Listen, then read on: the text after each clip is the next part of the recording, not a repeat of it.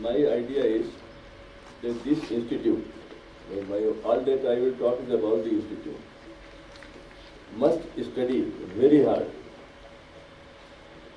how the human civilization has developed, how the system of knowledge acquisition, knowledge creation, and knowledge utilization has developed. Once this study is conducted, our review is made of studies in this area, the objective shall become more clear. And that is why I had mentioned in the beginning about Ralph Waldo Emerson. The words are that when two people meet after a certain gap, when two professors, say one from Patna, other from Ranchi, or from Surat, they meet together, they should ask each other, have some things become more clear to you? In BHU there was one Professor Suresh Chandra in the Department of Physics. He had taught me Rayleigh-Jeans law in Allahabad University. The question was asked about Rayleigh-Jeans law. We attempted the question and passed the examination. After 6-7 years, once I was discussing with Professor Suresh Chandra a couple of things on physics, because I worked in BHU as a lecturer in physics 68 to 71. He also came to BHU later on. He said, when I taught you Rayleigh-Jeans law, मेरी कुछ समझ में नहीं आता, पढ़ा दिया मैंने. Then he said, after 3 years when I met so and so, he made things clear to me. And he again taught me the Rayleigh-Jeans law. Physics people know this. The transition from classical to quantum mechanics. I think if the pedagogy was clear in higher education, it would not have, this instance would not have occurred. This is the challenge before this institute. So many things we teach, we learn, but we don't comprehend. And the system of evaluation is not able to check it. It's not an issue only of school education. It is not an issue of training teachers only in the school education. We have to consider, is there a need for the continuity of pedagogical appreciation even in higher education? And these ideas towards this will come from how the human civilization has developed. The 4 instances, the 4 steps of learning, Adhyayan, Manan, Chintan, Upyog, amply indicate, because if you go deep into the Adhyayan, then all these things will come up. What is the substantial acquisition in teacher-taught interaction? Not all of us are aware. I remember an interview where the expert asked the candidate some question. He said, my head of department doesn't permit me to do project work, and therefore I have done nothing. We persisted, we tried our best to ask him whatever he has done, and eventually one of the experts asked him, आपके head ने क्या आपको library जाने से भी रोक दिया था? He has no answer. And when I read Ralph Waldo Emerson, it comes to my mind. Only those who keep on growing up can help others in growing up. जो खुद नहीं आगे बढ़ रहे हैं, वो दूसरे को आगे बढ़ने में मदद नहीं कर सकते, ये इसका मतलब है. इसी चीज को श्री अरविंदो ने, उनका एक कोटेशन है जो मैं पढ़ता हूँ, the first necessity for building up of a great intellectual infrastructure. Why I am reading this? Everybody expects this inter-university center to come up as an intellectual superstructure, as a think tank, not only related to pedagogy but all aspects of higher education, excellence in higher education. I think the better word is excellence in higher education. He says the first necessity for building up a great intellectual superstructure is to provide a foundation strong enough to bear. systems of education they start from an insufficient knowledge of man. When I say growth of civilization, history, heritage, other things, what are we doing? We are trying to understand the man. So if insufficient knowledge of the man, if insufficient knowledge of the learner, if insufficient interaction with the learner takes place, then there are problems. Those systems of education will start from an insufficient knowledge of man, think they have provided a satisfactory foundation when they have supplied the student with a large or well-selected mass of information on various subjects which comprise the best part of human culture at the time. What do we do?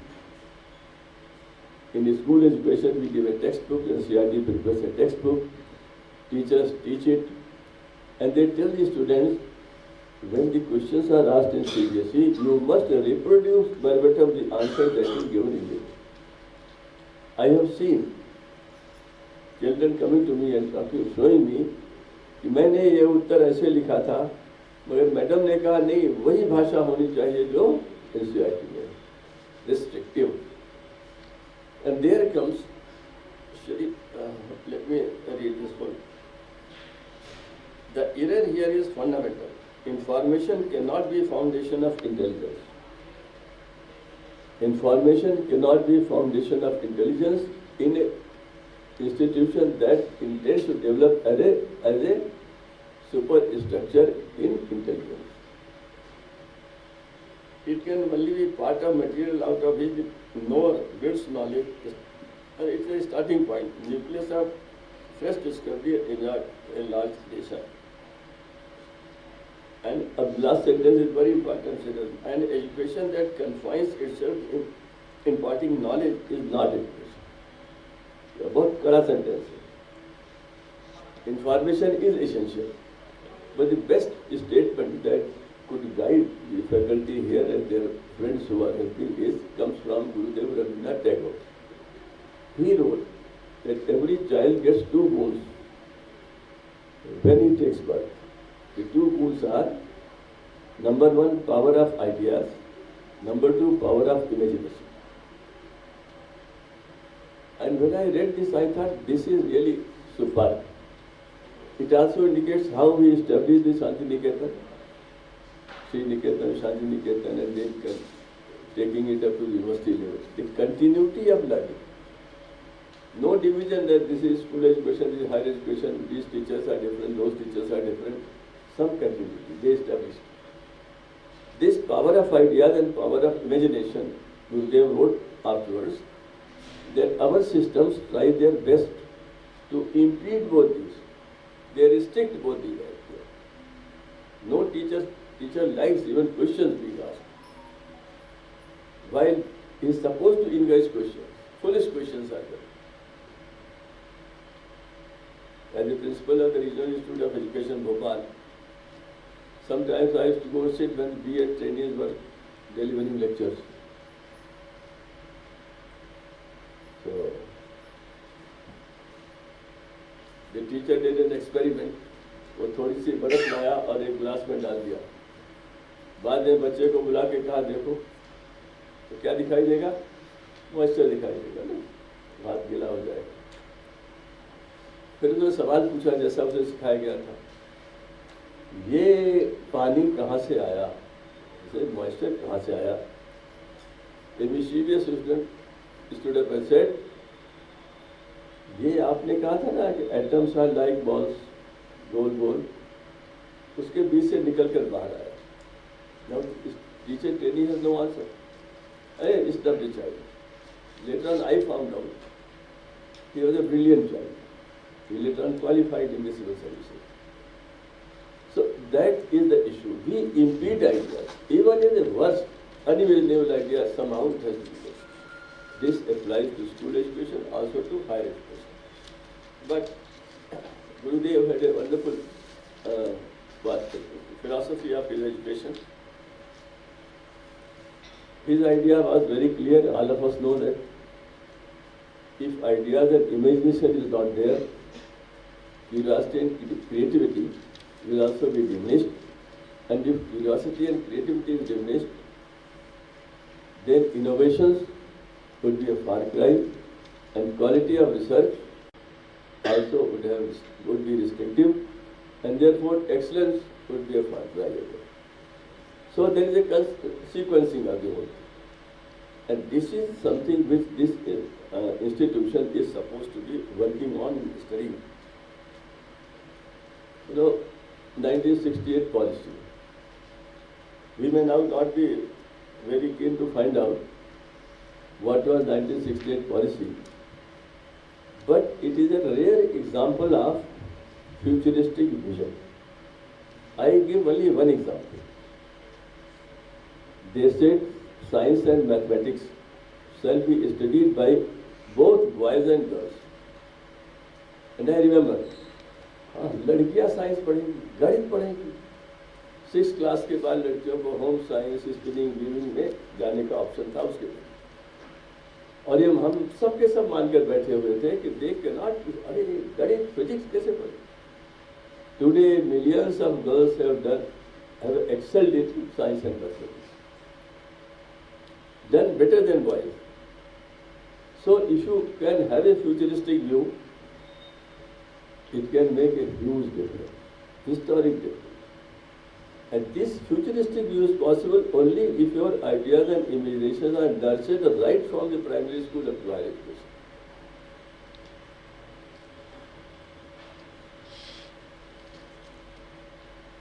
In 1968, I am talking of policy of science and mathematics education. In that very year, there was another global study, and this study was presented in the book formed by Philip H. Coombs. Philip Coombs, The World Education Crisis, a Systems Analysis. Education is always in crisis in every country. That they say, common crisis, every country has some economic crisis. कोई भी देश हो, every country has some moral crisis, and every country has the crisis of ideology of progress. मेरे देश में विकास की कौन सी अवधारणा हो, इस अवधारणा पर ही मेरी शिक्षा नीति का निर्भर होगी। इन्होंने लिखा, Coombs inferred that every country, old and new, उस समय दुनिया विकसित और अविकसित देशों में थी। लो डेवलप्ड कंट्रीज, डेवलपिंग कंट्रीज, ऐसे नॉमेनक्लेचर्स थे। Coombs ने लिखा है, every country, old or new, developed or developing, was facing some kind of crisis in education system. But the crises were more that of money, monetary resources. But he says, a system, particularly what money cannot buy. ये बहुत बड़ी बात। Crisis कहाँ ज़्यादा है? In areas where money cannot buy. And what are these things? He said, ideas, courage, determination, and a new will for self-appraisal reinforced by a will for adventure and change. Now these are three keywords. Self-appraisal. CR नहीं होता ना, confidential report,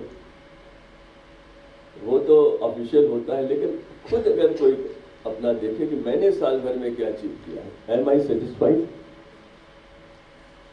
अपेक्षा ये होगी कि अगर ये super structure in intellectual pursuit, हर व्यक्ति स्वयं अपना इवैल्यूएशन करे 3 महीने 4 महीने कि मैंने कुछ किया कि नहीं, या मैं आता रहा, बैठा रहा, चला गया।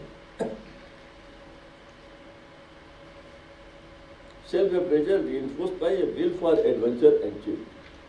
Now many projects produce nothing, but they equip the person. उसका तो विकास होता है, अगला प्रोजेक्ट और अच्छा कर लेगा।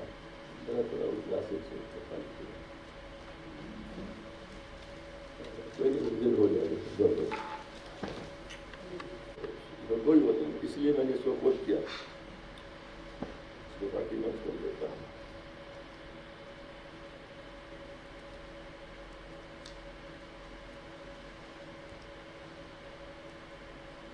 Enhanced investment in such systems shall stand misused. The products could be ill-fitted to serve well either themselves or the society. मैं एक एग्जाम्पल देना चाहता हूँ। I was in the ministry for 5 years as joint secretary. When I went there in 1989, there were they gave me elementary education, teacher education, all this bureau of all these things. And I thought that I will have a wonderful opportunity to change the whole structure of teacher education and school education, because there were central government grants for colleges of education, colleges, advanced institutes of education, district institute of education and training. There were grants for every primary school in terms of additional teacher, equipment, play materials, rooms, and all this was within that particular bureau which I was in. I thought it is a great opportunity, and within 5 years the whole thing will change. Nothing changed. Nothing changed. And I started feeling after 2.5 years, क्या हो रहा था? In several states, inquiries committees were being set up. ये सामान गलत खरीदा गया, कमरे ठीक से नहीं बने। और सबसे इंटरेस्टिंग जो हुआ, वो मैं टीकमगढ़ ब्लॉक ऑफ मध्य प्रदेश गया। वहाँ 208 एडिशनल टीचर्स अपॉइंट हुए थे। मैं अध्यापकों के साथ बैठा हुआ था। तो मेरे साथ वाला अध्यापक, बाद इनको हम ओबी टीचर्स कहते थे, ऑपरेशनल ब्लैकबोर्ड टीचर्स। मेरे साथ का अध्यापक बार बार ओडी टीचर्स बोल रहा था। तो मैंने पूछा ओडी क्या होता है? तो उसने मेरी तरफ देखा कि आदमी मिनिस्ट्री से आया है और ये वो, इसको ओडी नहीं माना। उस निगाह से आया, बड़ा ओडी माने ऑन ड्यूटी। तो मैंने कहा फिर ऑन ड्यूटी तो सभी होते हैं। उसने कहा नहीं, ऑन ड्यूटी माने जो पोस्टेड तो है टीकमगढ़ ब्लॉक के हरिहरपुर गांव में, लेकिन वो पढ़ा रहा है मध्य प्रदेश के कैपिटल भोपाल में। All of them were appointed and shown having been appointed in that block. None of them joined there, they all joined elsewhere. कहाँ? डिस्ट्रिक्ट हेडक्वार्टर पर या जहाँ भी वो कराते थे। मैं ये बात इसलिए कहता हूँ कि कुछ चीज़ें टीचर एजुकेशन में जो बार बार मैंने देखा है, हम लोग इनकी चर्चा नहीं करते और करते हैं तो भी एंजॉय। इसके लिए कोई आंदोलन नहीं होता कि जो अध्यापक जहाँ पर नियुक्त है उसकी वहाँ पर नियुक्त की जाए, दूसरी जगह ना भेजा जाए। Somebody had plotted the density of teachers availability within, say, Banaras के within Banaras, say 10 kilometers circle outside Banaras, 20 kilometers outside Banaras, and you will say how it declines. Teacher-taught ratio declines. Universities suffer in a different manner. When we were students, there were no vacancies. अगर कोई vacancy होती थी तो head of department किसी को कह देता था start teacher. Later on used to get his letter. मैंने बीएचयू में भी देखा, आज ऐसा नहीं। This is a challenge before the higher education. किसी भी ढंग से आप लें, but it is a challenge. This institute must study how teacher education and how the education at higher level is being impeded in excellence because of teacher shortage. क्या इस पर project नहीं हो सकता? होना चाहिए, करना चाहिए। नई पॉलिसी में बहुत अच्छा सेंटेंस है, The teacher must be at the center of fundamental reforms in education. अगर कोई अध्ययन करे तो देखेंगे कि आपके कोठारी कमीशन में भी था, ये 86 में भी था, 92 में भी था, हर बार होता है। टीचर के बारे में बड़े अच्छे इस्तेमाल होते हैं, लेकिन निकलता कहीं से ज़्यादा कुछ नहीं। I mention in the morning about ज्ञान बुद्धि विवेक, और केवल ज्ञान से दुनिया आगे नहीं बढ़ेगी, ये भी हम लोगों ने व्यवहारिक रूप में देखा है। हर देश ऐसे मार्ग के अंदर बना रहा है जो अधिक से अधिक डिस्ट्रक्शन कर सकते हैं, और अगर इतना डिस्ट्रक्शन 400 किलोमीटर होता है तो मैं बनाता हूँ 600 किलोमीटर तक मार सके। दूसरा, हम जब तक 600 का बनाते हैं तब तक वो 1600 का बना देता है। ये कब तक चलेगा? क्या इसके लिए कोई प्रयास प्रारंभ होना चाहिए? और वी शुड एक्सेप्ट कि ये तो होता ही रहेगा। ये चीज़ें हमारे सामने आएंगी। Therefore excellence requires focus on ethical, moral, humanistic, scientific aspects of life. And therefore each one, some people have joined here, they are from different disciplines and different subjects. Why don't they find out what are the pedagogical practices in their own subjects? अगर हैं तो उन्हें किस परिवर्तन की आवश्यकता है? Pedagogy exist in higher education also, हम सब जानते हैं। ऐसा तो नहीं है कि सब रूटीन है एक ही। Can somebody teaching MA Hindi और MA in Telugu use the same pedagogy as somebody teaching physics is using? और है तो अंतर क्या है, इसको देखने की आवश्यकता है।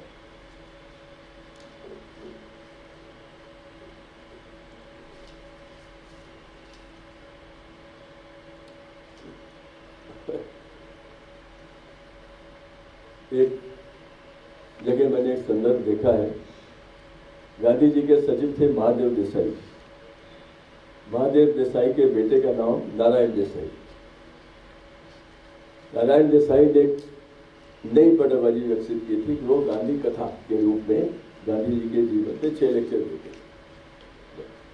दिल्ली में 2 बार हुआ और दोनों बार लग गया। मैंने नोट्स लिए, बहुत कुछ किया। तो उसमें एक जिक्र आया कि 1932 में किताब छपी, रीमेकर्स ऑफ मैनकाइंड, जिन लोगों ने मनुष्य की दुनिया को बदल दिया, जिन्होंने मनुष्य को बदल दिया, ऐसे आविष्कारों की चर्चा थी। कि आतंकवाद काल वाश वर्ग, उन्होंने गांधी जी से पूछा 1932 या 31 में पूछा होगा कि what is your goal in education when India obtains self rule. उस समय स्वतंत्रता की बात नहीं थी, सेल्फ रूल की बात हो रही थी। तो क्या एजुकेशन में क्या होगा, किस चीज से आपकी पीठ है, सबसे बड़ी समस्या क्या है? इन्होंने चैलेंजेस की बात रखी थी ना, इसलिए मैंने इसको जोड़ा। He said the challenge is carelessness of the intellectuals. Carelessness of the intellectuals. मुझे जब मैंने इसको पढ़ा तो बहुत अच्छा लगा। जस्टिस JS वर्मा ने 2012 को एक रिपोर्ट दी NCT पर। उस रिपोर्ट में उन्होंने कहा कि 10,000 टीचर एजुकेशन कॉलेज हैं, वो डिग्रियां बेच रहे हैं, क्वालिटी पर नहीं, केवल कॉमर्स पर फोकस कर रहे हैं। 2020 की पॉलिसी में इसको दोहराया गया 15.2 पैराग्राफ में, दिस हैज बीन रिप्रोड्यूस्ड, बंद नहीं है। But talk to teacher educators, बात करिए तो हाँ साहब हो तो रहा है, लोग ऐसा कर रहे हैं वैसा कर रहे हैं। मेरे सामने उन लोगों ने भी बैठकर आलोचना की है इस बात की कि हाँ बड़ा खराब हो रहा है, जो जब इंस्पेक्शन टीम में जाते थे तो लिफाफे लेने में कोई संकोच नहीं करते। This is carelessness of intellectual. Is it not the duty of institution like this to work on how this carelessness can be remove? अभी जो बातें मैंने कही कि self appraisal, if I really do an honest self appraisal कि मैंने 3 महीने में कुछ किया नया, क्या मैंने कुछ अपने में ग्रोथ की, तो अगर मैं लिफाफे लेकर आया हूं तो कहीं न कहीं तो मुझे कचोटना चाहिए ना, उसकी बात होनी चाहिए, उस पर चर्चा होनी चाहिए। नेशनल एजुकेशन पॉलिसी में जो डिस्कशन जहां मैं शामिल था, मैंने इसको कहा और वो उसमें रिप्रोड्यूस है जैसे भी है। तो केयरलेसनेस ऑफ द इंटेलेक्चुअल्स जो गांधी जी की चिंता 1932 में थी, वो चिंता नेशनल एजुकेशन पॉलिसी में भी है, आपके मन में भी होगी कहीं न कहीं। कोई भी चीज़ खराब होती है मेरे विश्वविद्यालय में या कहीं पर, तो मेरा कर्तव्य बनता है, मेरा कर्तव्य केवल अध्यापन करना ही नहीं है, कुछ और भी है। ये इसमें इतना ही मैं कहना चाहता हूँ।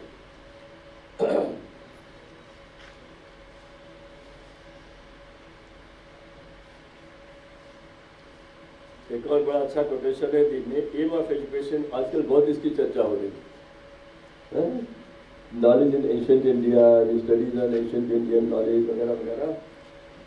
ये पॉलिसी में लिखा है, the aim of education in ancient India was not just the acquisition of knowledge as preparation for life in this world और life beyond schooling, but for the complete realisation of liberation of the soul. अब इसको तो ज़्यादा कहने की आवश्यकता नहीं है, आप सब लोग जानते हैं और मुझे कुछ खास नहीं है। लेकिन एक दो चीज़ें और भी मैं जो आपने कहा है इसको मैं कर देता हूँ।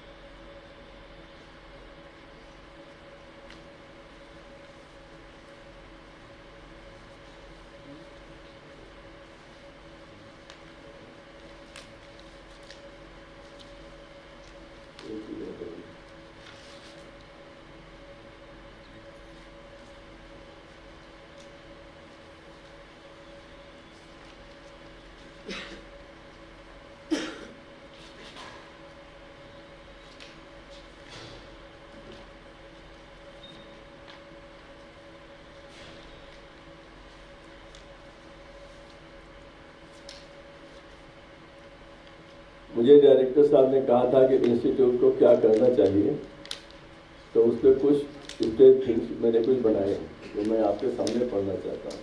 जैसे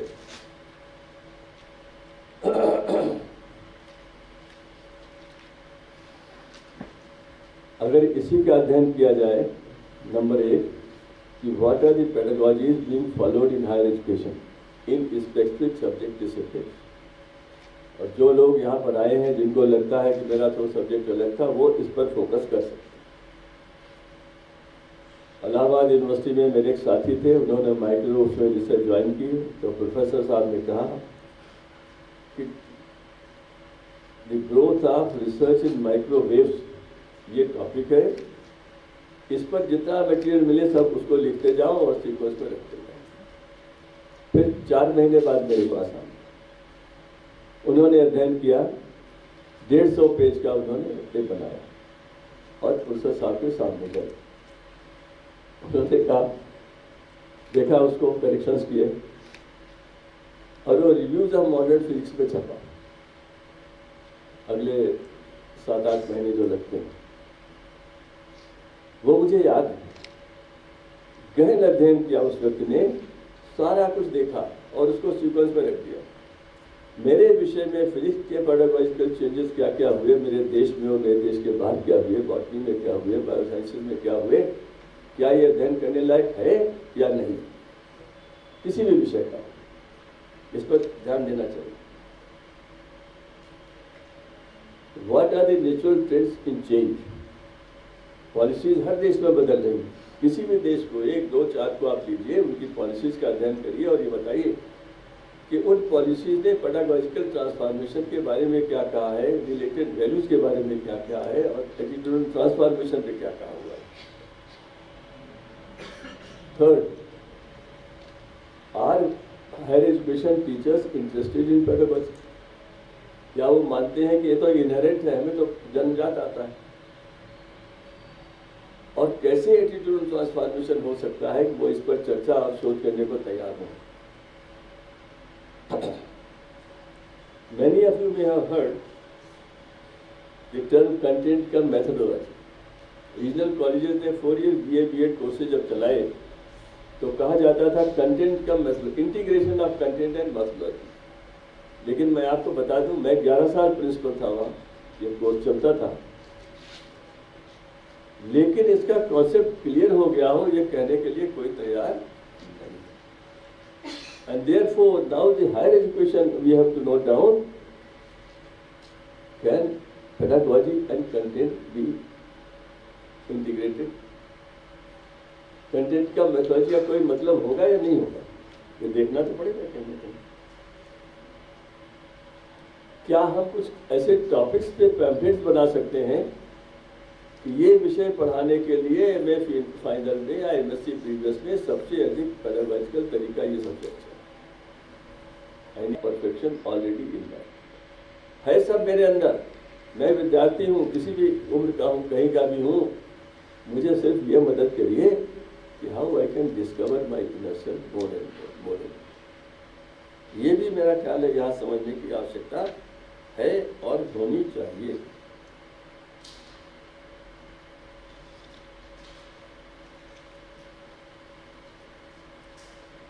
The concept of interactive classroom, is it only meant for primary schools or it has something more also?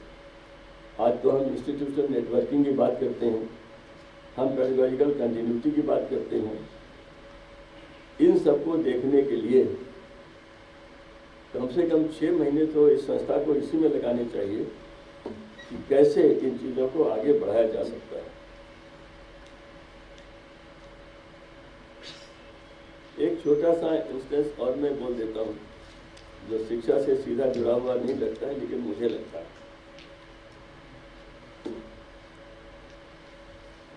एक वाक्य डॉक्टर राधाकृष्णन का है, बनारस से आऊँ तो राधाकृष्णन जी की याद आती है। उन्होंने एक सेंटेंस लिखा है, intellectual work is meant only for the intellectually inclined.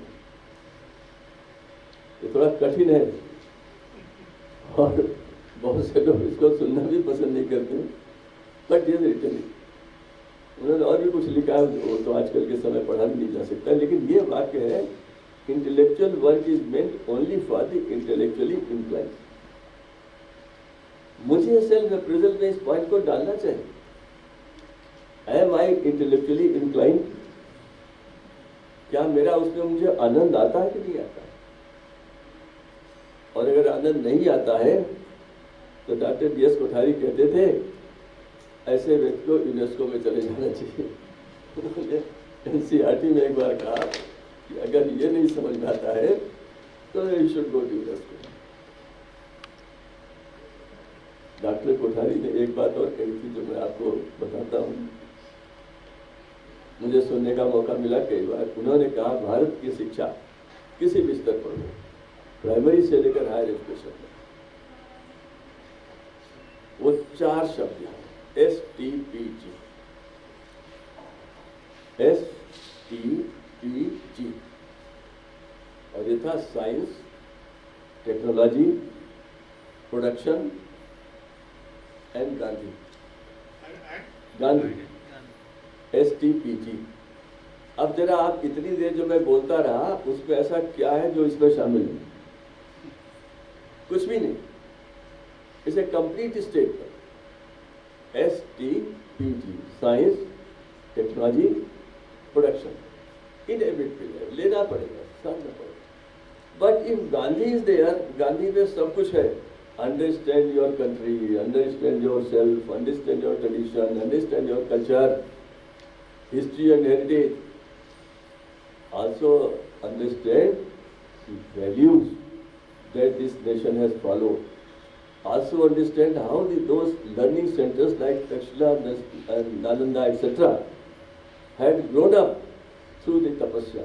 तपस्या आजकल भी लोग कर रहे हैं, तो तपस्या का तो अर्थ ही बदल गया।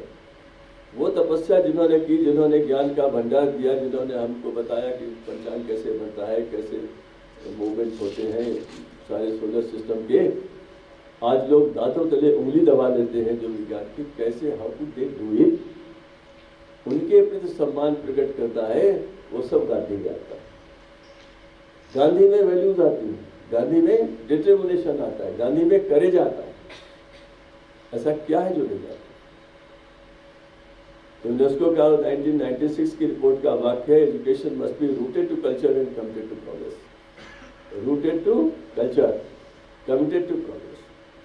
पुराना ज्ञान जानिए, खुश होइए, बड़ी अच्छी बात है, लेकिन उस खुशी में इतना मत खो जाइए कि नए ज्ञान से आपका परिचय ही न होने पाए, आप उसको रिजेक्ट कर दीजिए। नो नो नो, हमारे पास है, हमने हवाई जहाज बनाया था, हमने बनाया होगा, आपने तो नहीं बनाया ना, आप तो दूसरे का ले रहे हैं। आप इधर की तरफ ध्यान गया, we have great opportunity now to move to that direction.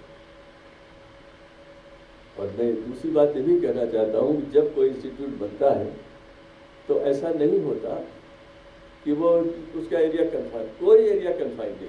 इस इंस्टीट्यूट को भी जब से सामर्थ्य बढ़ती जाए तो किसी भी दिशा से जोड़ सकता है। You can relate pedagogy to every aspect of education, कोई आपको मना नहीं कर सकता। लास्ट, 2 लोगों का एक डिस्कशन है, जो एमर्सन जिसका नाम मैंने लिया था, एमर्सन का, और थोरो भी एक बहुत बड़े फिलोसफर थे, चिंतक थे, और दोनों हार्वर्ड यूनिवर्सिटी के एल्यूमिनाई थे, थोरो एंड एमर्सन। ये दोनों मिले एक बार, तो जैसा मैंने एमर्सन का कहा था कि पूछना चाहिए कि आपने क्या सीखा, आपने क्या सीखा, तो उसमें बातचीत में एमर्सन ने कहा कि now the Harvard university has departments in every branch of knowledge, everything has been created and we are working practically in every conceivable area of knowledge। ठीक है ना, हमारे विश्वविद्यालय बढ़ गया है, भवन बन गए हैं, विभाग बन गए हैं, बहुत ऑल ब्रांचेज ऑफ नॉलेज, उन्होंने शब्द इस्तेमाल किया। Now we are working in every branch of knowledge, the branches are flourishing. हाँ, ये भी सेंटेंस है, all the branch knowledge is flourishing in all the branches। थोड़ा सुनते रहे, उन्होंने धीरे से कहा, what about the roots? जड़ों की देखभाल कौन कर रहा है? जड़ें कहाँ हैं? जड़े हैं मदन मोहन मालवीय के चिंतन, आइडियाज में, इमेजिनेशन, मूल्यों में, महाभारत उस वाक्य में, humanity to divinity, person to personality, यही जड़ें, इनके आधार पर जो इंफ्रास्ट्रक्चर बनेगा उसी में एक्सीलेंस के प्रति आप जा सकेंगे। जॉन डब्ल्यू गार्डनर की एक पुस्तक है छोटी सी, अब मिलती मुश्किल से, एक्सीलेंस, आई थिंक 60s में छपी थी। उन्होंने लिखा कि समाज में वी रिस्पेक्ट स्टडी फिलॉसफर, क्योंकि वो फिलॉसफर है, विश्वविद्यालय में पढ़ाता है और सम्मानीय होना ही चाहिए, भले ही स्टडी फिलॉसफर, लेकिन शाइनिंग प्लम्बर उसको हम सम्मान नहीं देते, ठीक है ना। उसने कहा such societies which discriminate there no water will flow in their pipes, न उनके ज्ञान में वृद्धि होती है, न उनके नलों में पानी आता है। और नलों में पानी ना आए तो मनुष्य 2 दिन नहीं रह सकता, किताब 3 दिन न पढ़े तो चल सकता है, 6 दिन न पढ़े तो चल सकता है।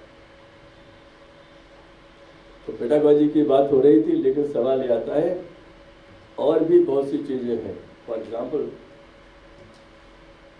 एक श्लोक है ना, विद्या ददाति विनयम, समझने में बहुत साल लगते हैं, मुझे तो लगे, लेकिन महत्व को अगर समझ लिया जाए तो जिस अहंकार की बात हमारे मुख्य अतिथि कर रहे थे उससे मुक्ति मिल जाए तो सेल्फ अप्रेजल अपने आप कुछ स्टेप ऊपर उठ जाएगा और हम इस लायक बन जाएंगे कि हम कहें yes I have grown up this year, और कहीं पर कोई रुकावट उसमें नहीं है, उस हिसाब से हमें करने की आवश्यकता है और वही मान के चलना चाहिए। एनसीईआरटी में जब कोई नया लेक्चरर बनता था तो उसको बुलाता था, 2 बातें मैं कह रहा था। मैंने कहता था भाई तुम्हारा इंटरव्यू में तुम्हारी तो भाषा से थोड़ी असुविधा थी, अंग्रेजी में होती थी, लेकिन उसके कारण मैं किसी को मना नहीं करती, रिजेक्ट नहीं करता। तब तुम 3 महीने चुपचाप कहीं इंग्लिश स्पीकिंग कोर्स ज्वाइन कर लो, because once you have joined NCERT you are a national expert, tomorrow you will be a national expert. Hindustan के किसी भी कोने में आपको जाना पड़ सकता है। बहुतों ने मेरी बात मानी और उनको जब यह एहसास हो जाता है वो सम्मान के साथ ही होता है।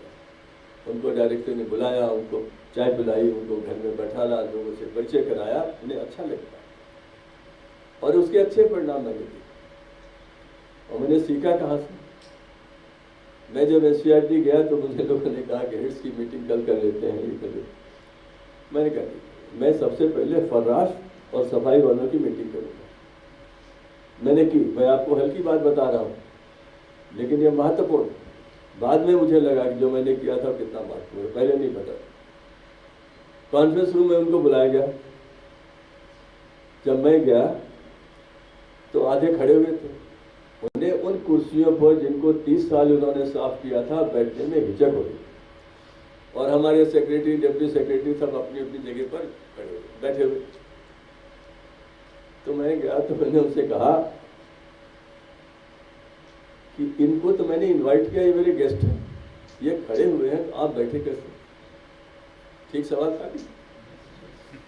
तो वो सब खड़े हो गए। तो मैंने कहा मैं वापस जा रहा हूँ, 3 मिनट बाद आता हूँ। मैं चला गया तो लोग बैठे, कुछ बहुत हेजिटेट कर रहे थे, जो बहुत पुराने थे वो बैठने को तैयार थे। वापस आया मैं, बातचीत हुई, सब हुआ और आपको अचंभा होगा, मैंने पूछा ऐसा क्या है जिससे आप नियमित रूप से अपना कार्य कर सकें। वहाँ भी मैंने यही कहा था कि प्रोफेसर साहब हड़ताल पे चले जाएं 4-5 दिन 6 दिन तो एनसीईआरटी चलेगी, आप 3 दिन नहीं आएंगे तो बंद हो जाएगी, ठीक है कि नहीं? उनकी 2 डिमांड्स थी। पहली कि हमें समय पर सामान नहीं मिलता, जो सफाई का सामान आता है वो समय पर नहीं मिलता। दूसरा, हमारे यहाँ कुछ इलिटरेट लोग हैं जो कंपल्सरी ग्राउंड पे अपॉइंट हुए हैं, उनको पढ़ाई लिखाई का कुछ इंतजाम हो जाए। तो एनसीईआरटी में पढ़ाई लिखाई का इंतजाम करने में कोई कठिनाई नहीं। मैंने कहा ड्यूटी आवर्स में 1 घंटे रोज शुरू होगा, परसों से शुरू होगा। वो लोग अच्छा लगा उन्हें। और दूसरा जिसके लिए मैं थोड़ा सा टेम्परामेंटली बुरा माना जाता हूँ, मैंने कहा अपने सेक्रेटरी से, वो गाइस ऑफिसर थे, कि 5 तारीख तक सामान मिलना चाहिए। अगर अगले महीने सामान, जिस महीने में भी सामान में 6 तारीख हो जाए तो 6 तारीख को कंसर्न डेप्टी सेक्रेटरी को सस्पेंड कर देना। फाइल चलाने की जरूरत नहीं है, जस्ट सस्पेंड, और 6 तारीख की शाम को हमें बता देना। पूरे 5 साल कभी 6 तारीख में कोई नहीं गया, समय पे सामान मिला, और मुझे 5 साल कभी कोई शिकायत करने की आवश्यकता सफाई के मामले में नहीं पड़ी। Therefore, whether it is a shoddy philosopher or a fine plumber, the issue of respect, mutual respect between the learner and the teacher, उनके बीच के संबंधों की स्टडी भी होनी चाहिए। वो भी एक स्टडी हो सकती है जिस पर काम किया जा सकता है।